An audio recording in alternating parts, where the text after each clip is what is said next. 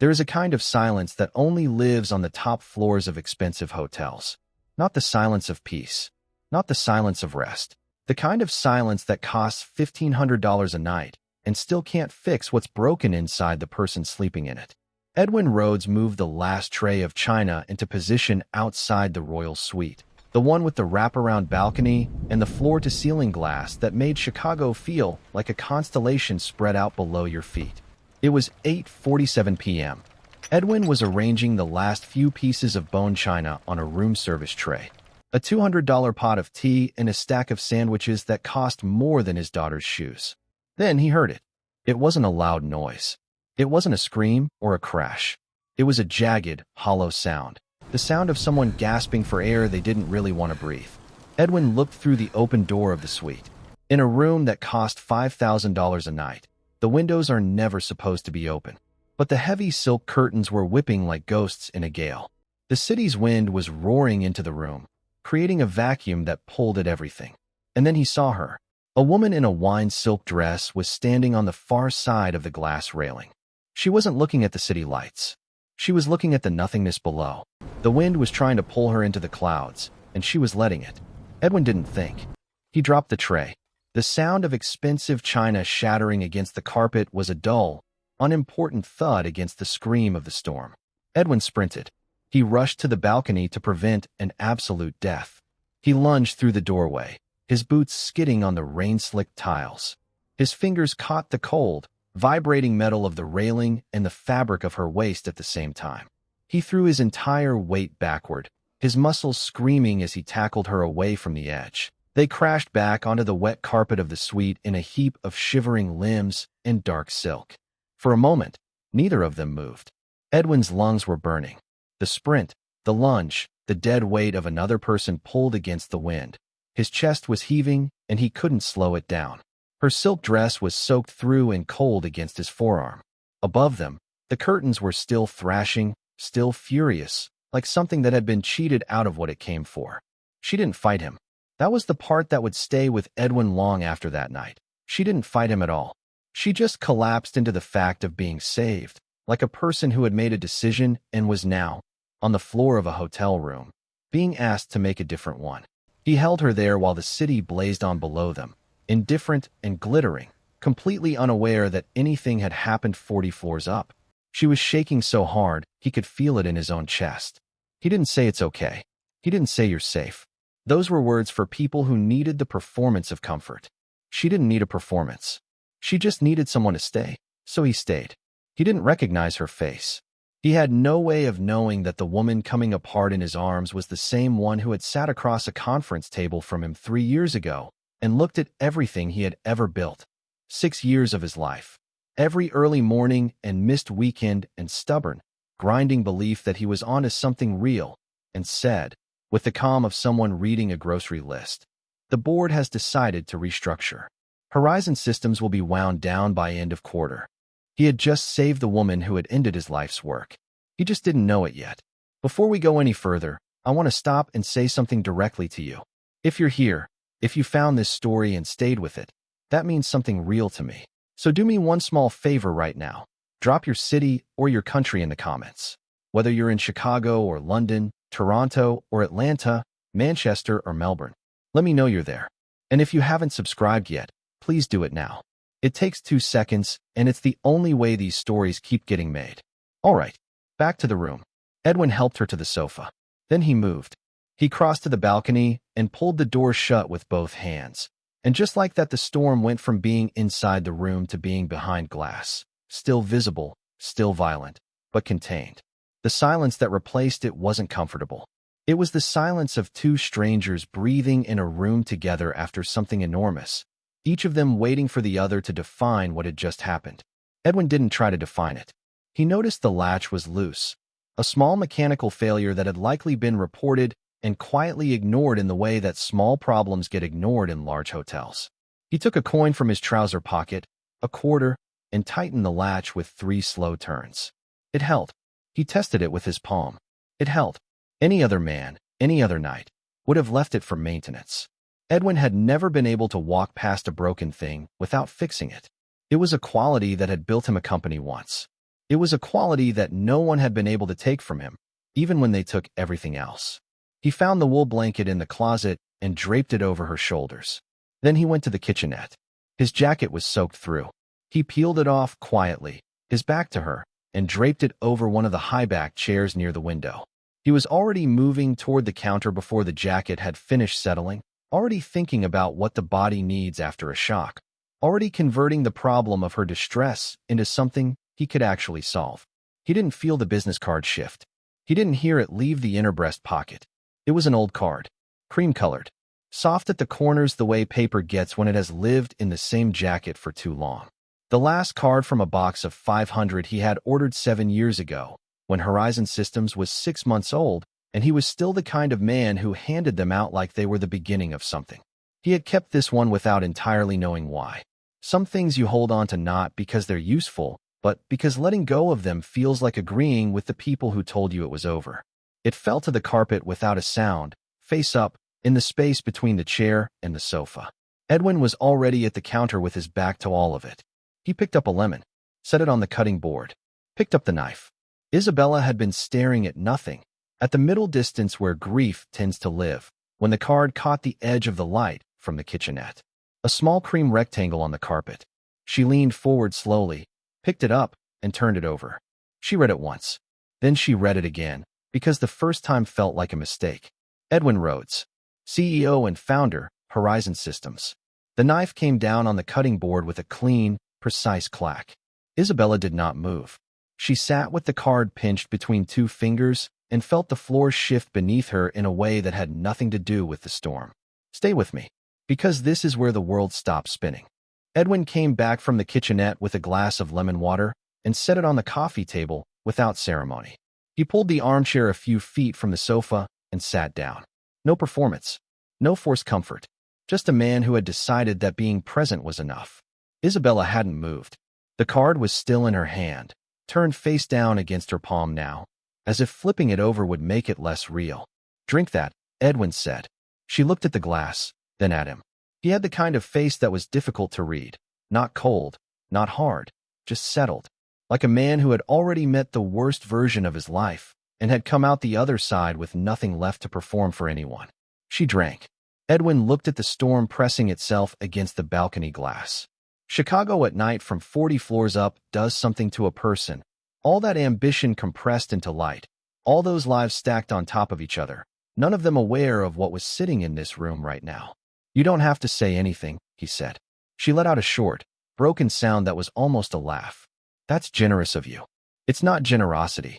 I just know what it looks like when someone needs quiet more than they need conversation." Isabella looked down at the card in her hand. She didn't respond. And Edwin, true to his word, didn't push. The kitchenette was still softly lit behind him. From where Isabella sat, she could see the cutting board, the halved lemon, the knife resting exactly parallel to the counter's edge. Most people in that kitchen would have hacked the lemon in half and been done with it. Edwin had sliced it into clean, even rounds, each one the same thickness. Each cut landed with the same measured pressure. Not because he was showing off, because that was simply how his brain worked. You could take away the title and the office and the company name. You couldn't take away the way a man's hands moved when he thought nobody was watching. Isabella sat with the card and watched him without meaning to. And that's when the memory came. It came the way bad memories always do. Not announced, not invited, just suddenly there, fully formed. The way a scar reminds you of itself when the weather changes. She was back in Chicago. 3rd floor of the Hargrove Capitol building on Michigan Avenue. A boardroom with floor-to-ceiling windows and a long table of black glass that reflected everyone sitting at it back at themselves. The kind of room designed to make you feel like the decision being made inside it was inevitable. 6 men around the table, all of them in suits that cost more than most people's monthly rent. All of them with the specific confidence of people who have never once had to build anything from scratch. She remembered the file in front of her. Horizon Systems. 43 pages. She had read all of it the night before in her hotel room, sitting cross-legged on the bed with a cup of cold coffee, going through every proposal, every projection, every technical summary. She remembered the feeling of reaching page 12 and slowing down, because what she was reading wasn't the work of someone chasing a trend or pitching an idea. It was the work of someone who had actually solved something. The architecture of the system Edwin had built was elegant in the way that truly good ideas are elegant. Not complicated, not showy, just right. The kind of right that makes you wonder why nobody had done it before. She had gone into that boardroom the next morning ready to ask questions. She never got the chance.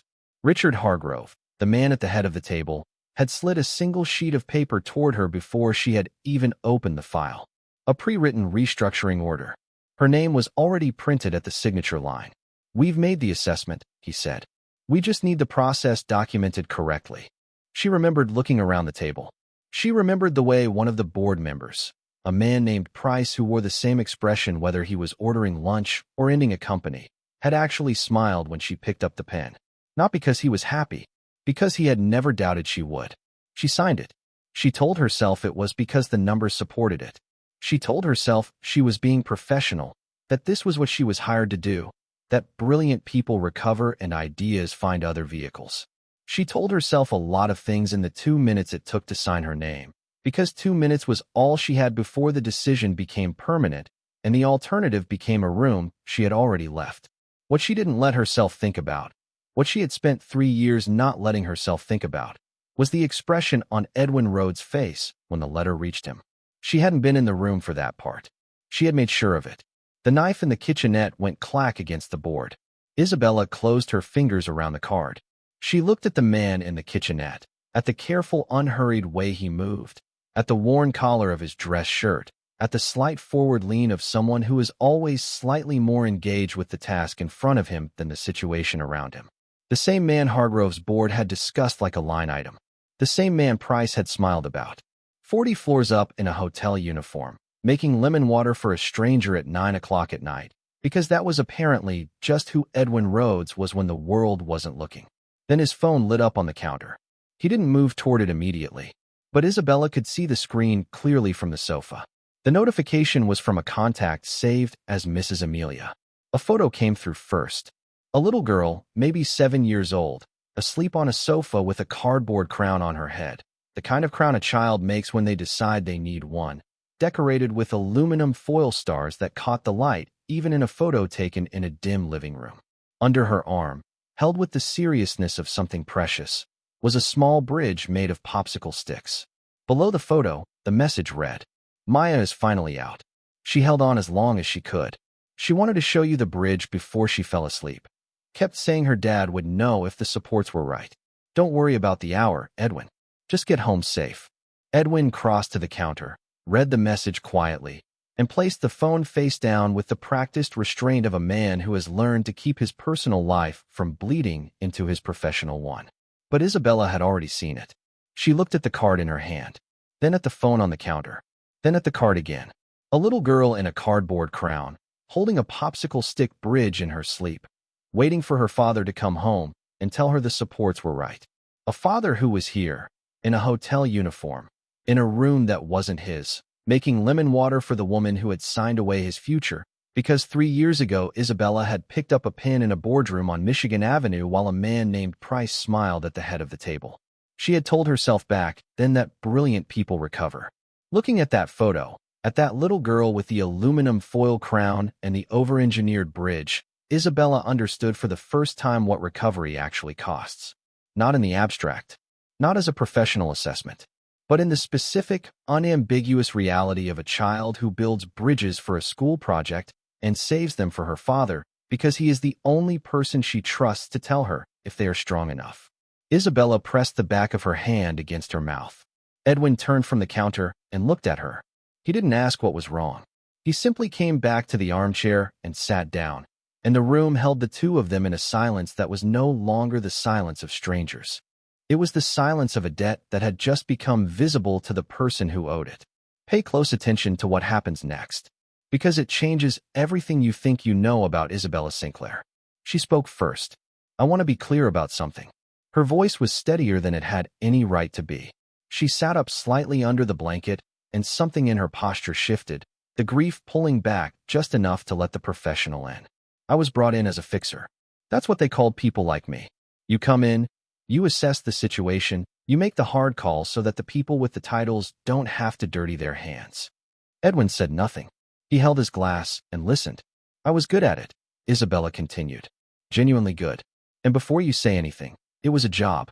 I was paid to read the numbers, not the pulse. That's not a defense, that's a definition. Nobody hires a surgeon and then blames them for the incision. I looked at the data told a story, and I told the same story back to the people who were paying me to hear it. She said it cleanly, professionally, like someone presenting findings to a room that had already made up its mind. Edwin didn't argue. He didn't lean forward or raise his voice. He just looked at her with the steady, unhurried expression of a man who has heard people explain themselves before and who understands that the explanation is almost never the whole truth. He simply waited. And the silence did what silence always does to people who are not entirely sure they believe what they just said. It pressed. Isabella looked down at the card in her hand. When she spoke again, the professional distance was still there, but it was thinner now, the way ice gets thin at the edges before it breaks from the center. There was a company, she said. A technology company. A man had built it from nothing. No safety net, no powerful connections, just an idea, and about 6 years of his life poured into it. By the time I walked in, it was starting to work. It was genuinely starting to work. She paused. But the people with money in the room didn't want it to work for him. They wanted the product. They didn't want the man attached to it. She turned the card over once between her fingers. The company was called Horizon Systems, she said. The room went still. Edwin did not shift in his seat. He did not blink faster or tighten his grip on the glass. He had the stillness of a man who had already lived this story from the inside, and was now watching someone else find their way to the beginning of it. It was a strange thing, your own destruction being described back to you by the person who had authored it. But Edwin had spent 3 years making peace with strange things, and he let her keep going. The founder was extraordinary, Isabella said, and the professional distance was gone now. Not dramatically, not all at once, just quietly absent, the way a coat comes off when a room gets warm enough. I read everything before I walked into that boardroom. Every proposal, every plan, every document. And I understood enough to know that what he had built was real. It wasn't a pitch dressed up as a product. It was a working system that just needed the right people to stop getting in its way. She exhaled slowly. And I got in its way. What exactly did you do? Edwin asked. The board filed what they called a restructuring order, Isabella said. Standard paperwork, technically. They dismantled everything. Distributed the pieces across their existing companies, made it look clean on. Standard. The word came out of Edwin quietly, but something had shifted in the texture of it. He was holding the lemon he had sliced earlier, turning it once in his hand, and then his fingers tightened around it, and the rind snapped, and a thin line of juice crossed a small cut on his thumb. He didn't flinch. He set the lemon down on the table with deliberate care, the way a person sets something down when what they actually want to do is the opposite of that. He looked at his thumb for exactly 1 second. Then he looked at Isabella. My lead engineer, he said, and his voice was no longer even. It was thin, and underneath the thinness was something that had been compressed for 3 years and was now, in this one unguarded moment, refusing to stay down. He moved his family from Portland to Chicago for Horizon. His daughter had just started school. His wife had just left her job. He did all of that because I told him we were building something real. He stopped, breathed once. My daughter stopped asking why I didn't have an office anymore. She stopped asking because she could see it hurt me when she did. She was 6 years old, and she was protecting me from her own questions. His jaw tightened. Don't call it standard. The room was absolutely silent. Isabella did not look away. She did not reach for a qualification or a correction. She sat with what he had just said and let it be exactly as heavy as it was. Edwin looked at his thumb one more time. Then he set his hands flat on his knees, breathed out slowly, and the composure came back, not because the pain had gone anywhere, but because he chose to pick it back up. That was the distinction. It wasn't that Edwin Rhodes didn't feel it. It was that he had decided, at some point in the grinding quiet of the last 3 years, that he was not going to let the feeling make his decisions for him.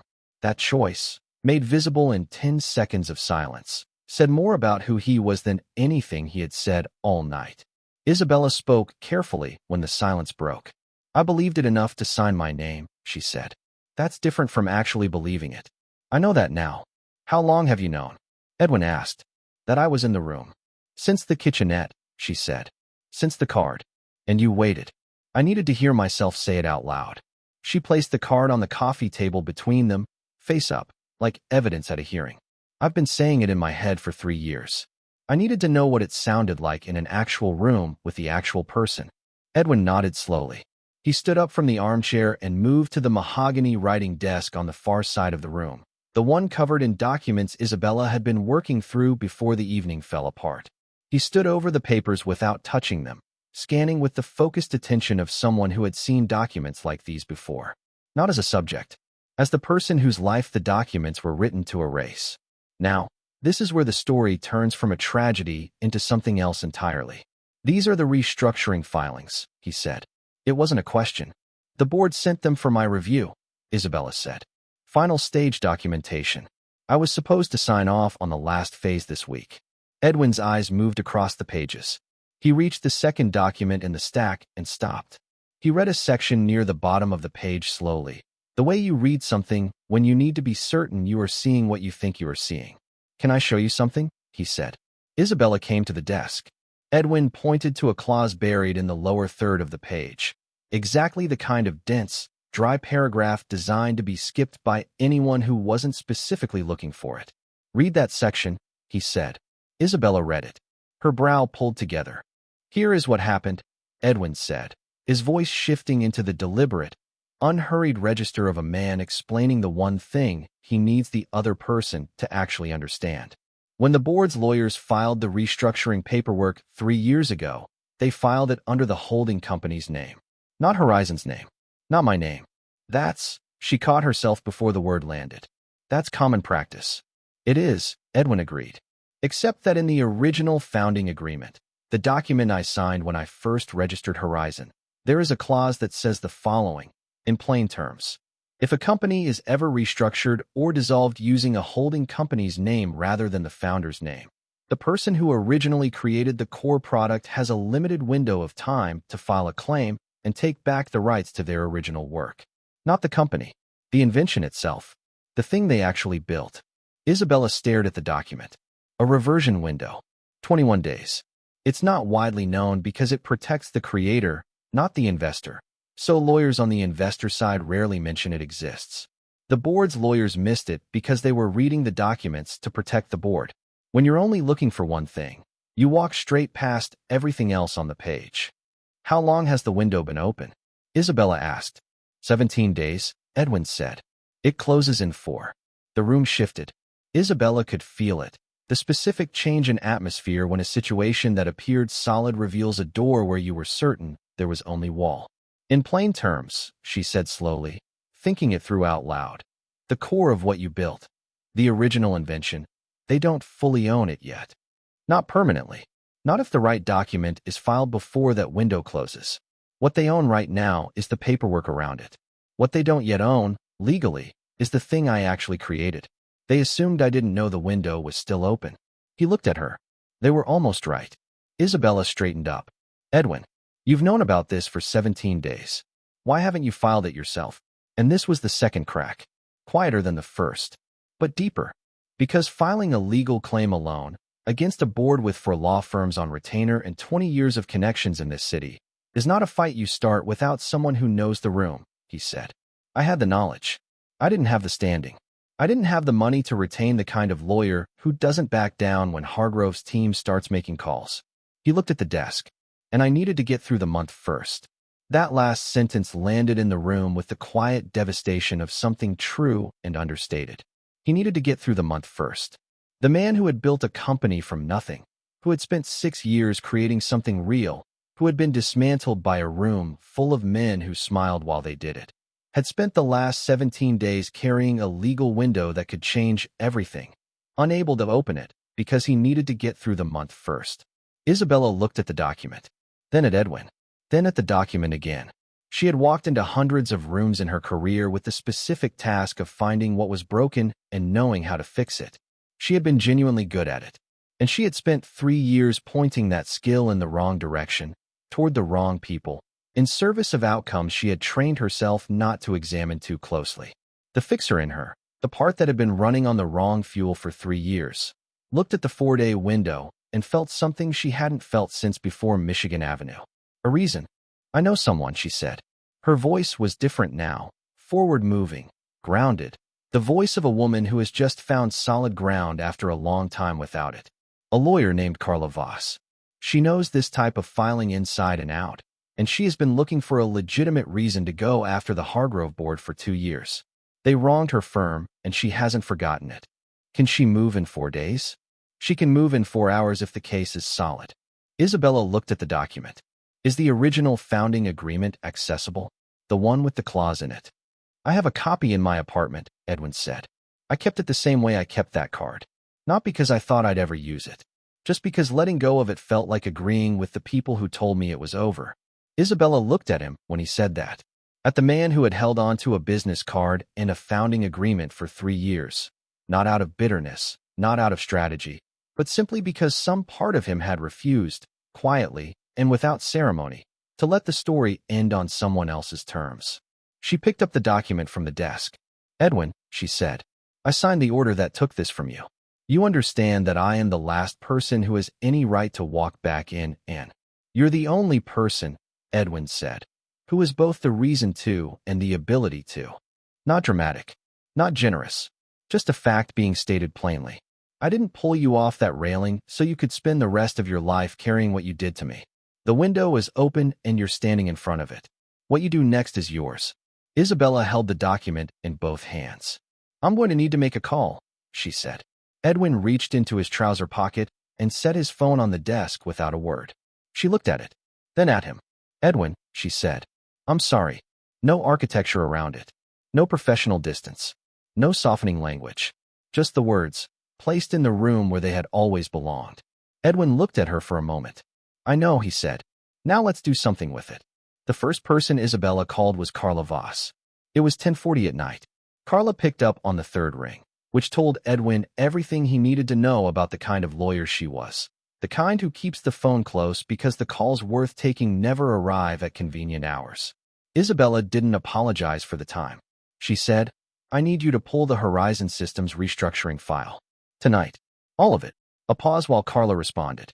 Then Isabella said, because the board's lawyers made a mistake, and we have 4 days to use it before the window closes permanently.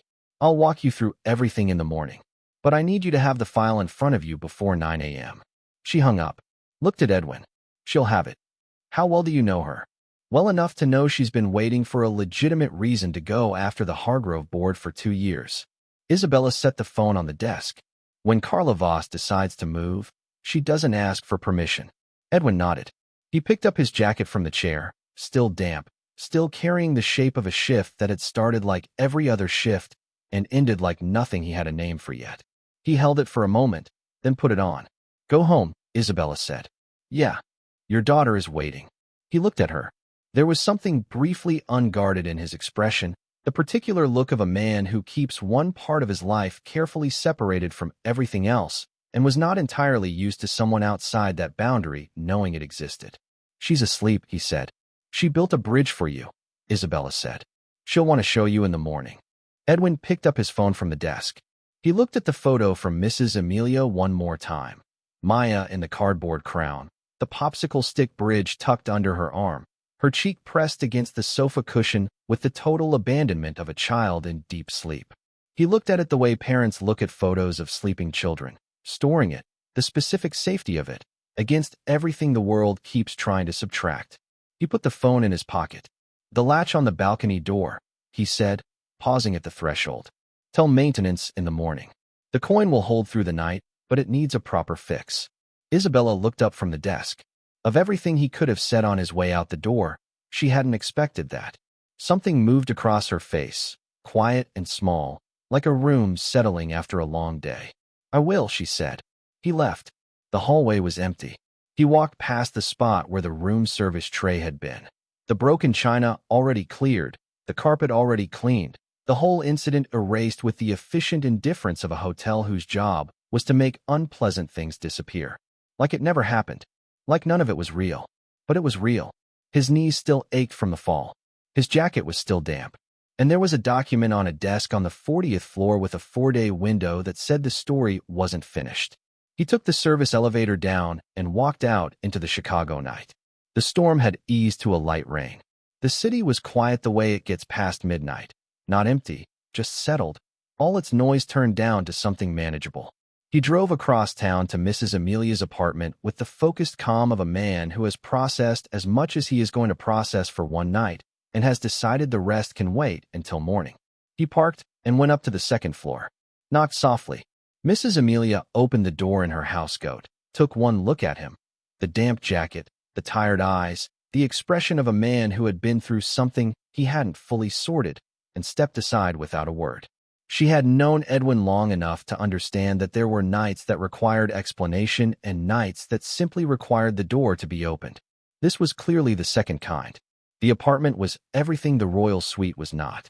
Where the hotel room had been cold and expensive and precisely arranged, Mrs. Amelia's place was warm and lived in.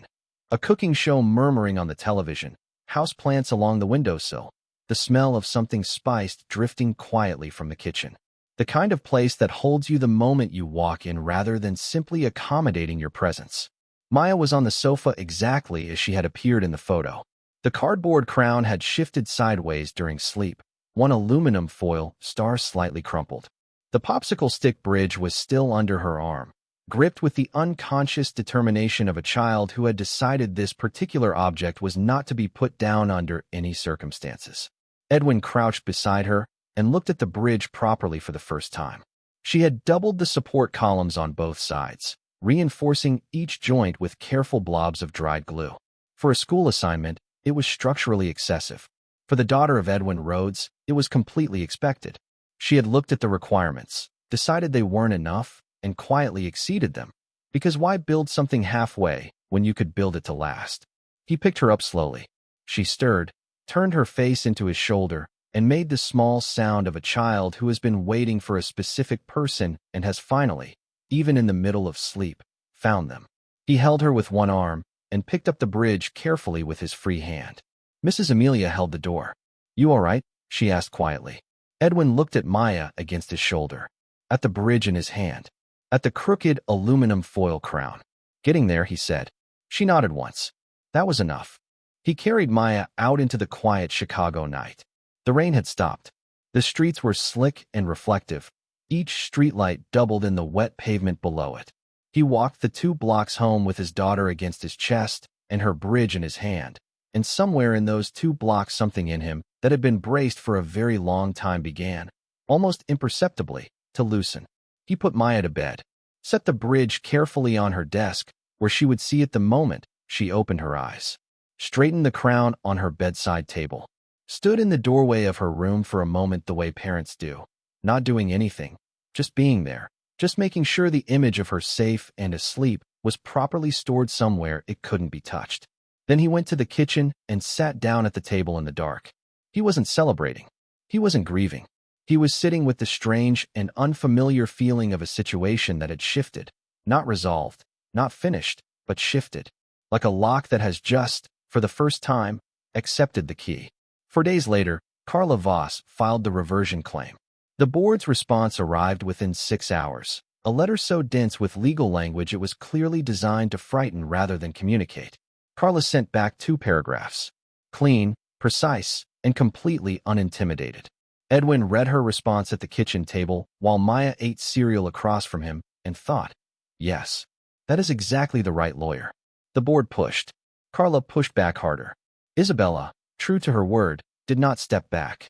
She answered every call, provided every document she had access to, and walked into 2 separate meetings with board members who had once considered her a trusted operator and sat across from them, without flinching, while they made clear that she was no longer considered anything of the sort. She had expected it to feel like loss. It felt like the first clean air she had breathed in 3 years. 3 weeks after the night on the 40th floor, a judge granted a preliminary ruling in Edwin's favor. The core of what he had built, the original invention, was legally recognized as belonging to its creator, pending a full hearing. It wasn't the finish line, but it was the first marker Edwin had seen in 3 years that was moving in the right direction. He was in the parking lot of Maya's school when Carla called to tell him. He sat in the car for a long time after he hung up. Then he went inside. Maya was presenting her bridge to her class. Her teacher asked why she had doubled the support columns when the assignment only required 1 layer. Maya considered the question with the gravity of someone who had genuinely thought about this and wanted to give it a proper answer. Because my dad says if something is worth building, she said, it's worth building so it lasts. Her teacher looked toward the back of the room where Edwin was standing.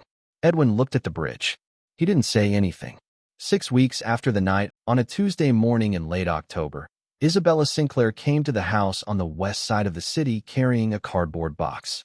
Inside were the original blueprints, the founding proposals, the early designs for Horizon Systems, the documents that told the story of how it had all started. The board had archived them because they only ever wanted the product, never the process. Isabella had spent 2 weeks tracking them down. Edwin opened the front door before she reached it. You didn't have to do that, he said. No, Isabella agreed. I didn't have to do a lot of things. She held out the box. But here we are. He took it. His original founding proposal was on top, 12 pages, slightly yellowed at the edges, his name in the header, his signature at the bottom. The whole beginning of it, intact. Come inside, he said. I'll make coffee. She came inside. They sat at the kitchen table. Maya's bridge was on the counter where Edwin had moved it to keep it safe. The founding documents were spread between them. They talked about the hearing, about Carla's strategy, about what Horizon could look like rebuilt the right way with the right name at the top of the page. And then the phone rang. Edwin looked at the screen. Isabella looked at his face when he looked at the screen, and she already knew before he said a word. The board's lawyers, he said quietly. They had realized what had been filed. They had figured out who had helped and what documents had been provided, and the letter that was coming was not going to be polite. The months ahead were not going to be easy, and both of them knew that the moment he answered that call, the real fight was not ending. It was beginning. Edwin looked at the phone, then at Isabella. Then his eyes went to the bridge on the counter, to the doubled support columns and the careful joints and the small, stubborn, over-engineered determination of a 7-year-old who had decided that if something was worth building, it was worth building to last. It's going to be a long winter, he said. Isabella looked at the bridge, then back at Edwin. She didn't smile. She just nodded. He answered the phone. Edwin didn't save a CEO that night on the 40th floor. He saved a partner. And as the Chicago wind pressed itself against the kitchen window again, he understood that for the first time in 3 years, he wasn't just fixing a latch with a borrowed coin. He was building a foundation. And some foundations take a long time to set. But they hold.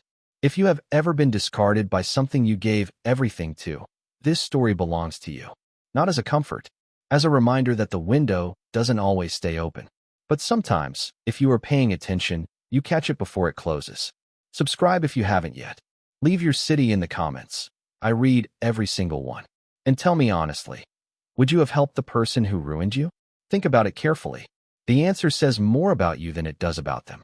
Take care of yourselves. And do good work.